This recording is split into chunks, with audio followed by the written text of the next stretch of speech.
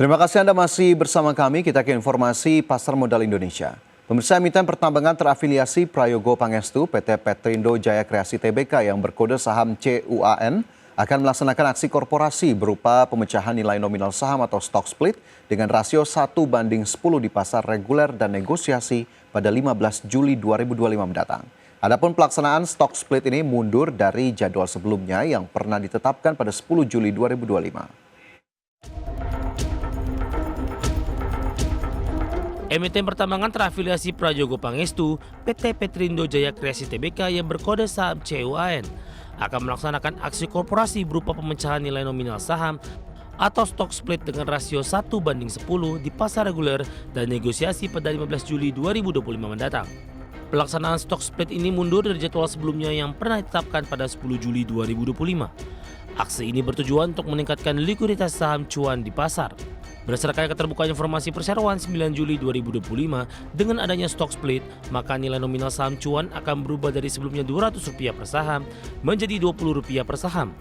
Dengan demikian, jumlah saham yang ditempatkan dari store penuh perseroan akan meningkat dari 11,24 miliar saham menjadi 112,41 miliar saham. Rencana stock split ini telah mendapat persetujuan dari pemegang saham dalam rapat umum pemegang saham luar biasa CUAN pada 30 Juni 2025. Nantinya 14 Juli 2025 akan menjadi akhir perdagangan saham CUAN dengan nilai nominal lama di pasar reguler dan negosiasi. Berlanjut di tanggal 15 Juli, perdagangan saham dengan nilai nominal baru di pasar reguler dan pasar negosiasi akan dimulai. Di sisi lain, perdagangan saham dengan nilai nominal baru di pasar tunai akan dimulai pada 17 Juli mendatang. Pada 9 Juni pukul 11.00 waktu Indonesia Barat, saham cuan terpantau bergerak naik 1,16% ke level Rp13.100 per saham. Dalam sepekan terakhir, harga saham cuan melesat 8,92%. Berbagai sumber ada di channel. Emiten milik Boy Thohir Merdeka Battery Materials atau MBMA menggelontorkan dana Rp36,6 miliar untuk eksplorasi tambang nikel di Konawe, Sulawesi Tenggara. Eksplorasi dilakukan melalui anak usaha MBMA yakni PT Sulawesi Cahaya Mineral.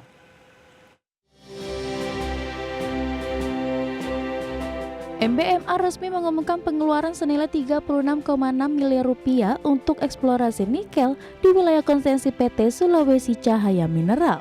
Dana tersebut mencakup pengeboran, pengujian laboratorium, dan studi umur tambang di kuartal 2 2025. Program eksplorasi ini difokuskan di sekitar lubang tambang existing guna mendukung rencana penambangan jangka menengah dan panjang perusahaan.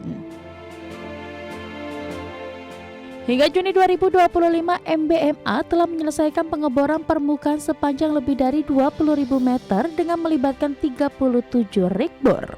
Eksplorasi juga mencakup pemetaan geologi, pengambilan sampel, serta survei geofisika penggunaan radar bawah tanah sejauh 55 km. Pemetaan juga dilakukan di area seluas 344 hektar untuk mendukung validasi sumber daya. Eksplorasi masif ini berdampak positif terhadap pergerakan saham MBMA di Bursa Efek Indonesia. Sahamnya melonjak 6,09% ke harga Rp505 per lembar dengan nilai transaksi mencapai Rp325 miliar dalam satu hari. Dalam sebulan terakhir, saham MBMA sudah menguat lebih dari 21%, mencerminkan optimisme pasar terhadap strategi ekspansi bisnisnya. Berbagai sumber, IDX Channel. PT Transcoal Pacific Tbk atau emiten berkode saham TCPI mengumumkan telah menandatangani perjanjian pengangkutan biji nikel dengan salah satu perusahaan tambang biji nikel di Sulawesi Tenggara. Estimasi nilai kontrak pengangkutan biji nikel ini berjumlah $885 juta Amerika atau setara dengan Rp14,34 triliun.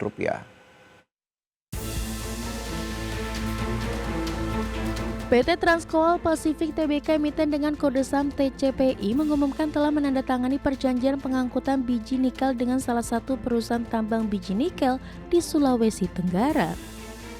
Dalam keterbukaan informasi di Bursa Efek Indonesia, periode kontrak pengangkutan biji nikel tersebut berlangsung selama 5 tahun dan selanjutnya diperpanjang selama 5 tahun sehingga totalnya 10 tahun. TCPI mengestimasikan total volume kargo angkutan biji nikel selama 10 tahun dapat mencapai 100 juta metrik ton dengan tunduk pada ketentuan yang terdapat pada kontrak. Adapun estimasi nilai kontrak pengangkutan biji nikel ini berjumlah 885 juta dolar Amerika atau setara dengan 14,34 triliun rupiah. Direktur Transkol Pasifik Bintang Septo Drestanto dalam keterbukaan informasi yang dikutip pada 9 Juli mengatakan, pengangkutan biji nikel melalui laut dengan menggunakan kapal motor jenis bulk carrier dari pelabuhan muat ke pelabuhan bongkar yang ditentukan oleh pelanggan sebagaimana diatur dalam kontrak. Tim Liputan IDX Channel. PT Adikarya Persero Tbk berhasil menyabet penghargaan pada IDX Channel Anugerah ESG 2025. Adikarya Persero dinilai berhasil memadukan penerapan ESG di tingkat internal dari level karyawan hingga top manajemen yang berdampak pada masyarakat.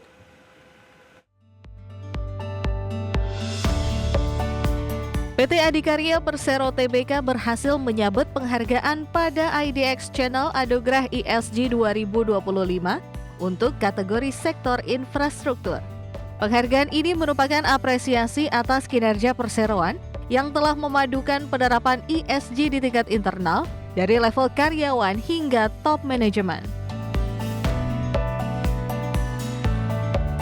VP Corporate Communications PT Adikarya Persero Tbk Aan Susanto mengatakan, pihaknya juga telah membentuk komite khusus untuk memastikan strategi Adikarya dalam penerapan ESG jangka panjang, serta terus berupaya menguatkan peran lingkungan, pengembangan sosial, dan prinsip tata kelola yang matang ke depannya. Jadi implementasi di ADI ini memang secara konsisten diterapkan dari level top manajemen sampai dengan level di bawah, dan memang kita juga ini menjadi rencana jangka panjang kita, itu strategi ESG sebagai bentuk komitmen ADI dalam keberlanjutan. Dan memang saat ini yang sudah diterapkan oleh di ADI sendiri itu ada SKD penerapan komite dan kebijakan-kebijakan ESG ADI.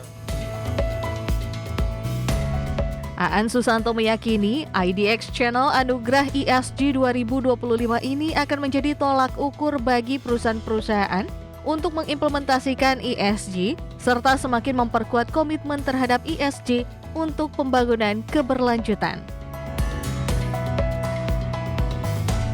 Jakarta, Riki Adwardi, IDX Channel. Ya, selanjutnya kita ke indeks harga saham gabungan pemirsa, di mana terpantau hingga penutupan perdagangan di sesi pertama IHSG masih melanjutkan tren penguatan sejak perdagangan Senin, di mana pada penutupan sesi pertama Jumat IHSG menguat 0,43% ke level 7.035. Dibuka di zona hijau pada perdagangan pagi tadi di 7.036, indeks harga saham gabungan konsisten bergerak di zona hijau hingga penutupan di sesi pertama. 335 saham mencatatkan penguatan, 245 saham masih terpantau terkoreksi, 338 saham lainnya masih bergerak stagnan. Adapun nilai transaksi sebesar 6,67 triliun rupiah. Jika kita lihat dalam satu pekan terakhir, indeks harga saham gabungan menguat 2,48%. Lantas saham-saham apa saja yang masuk dalam kategori top gainers maupun top losers? Pemirsa, kita cermati bersama. Dari top gainers ada saham seperti BMRI yang naik 2,9% ke level Rp4.960. Saham WIFI naik 3,47% ke level Rp2.090. MBMA juga masuk top gainers dengan penguatan 2,97% ke level Rp520. IOTF naik 2,56% ke posisi Rp120 per saham. Sementara itu dari sisi top losers, pemirsa, saham-saham yang masih terpantau bergerak melemah di tengah menguatnya IHSG. Ada saham CHEK turun 6,4% ke level 161, begitu pula saham pendatang baru ASPR turun 2,52% ke Rp116. DSSA terkoreksi 1,96% ke Rp54.475, dan juga saham Toba turun 1,78% ke Rp830. Sementara dari pergerakan sektoral, infrastruktur memimpin penguatan dengan kenaikan 1,83%, diikuti barang baku menguat 0,98%, kesehatan melemah 0,38%, konsumsi non-primer terkoreksi 0,21%.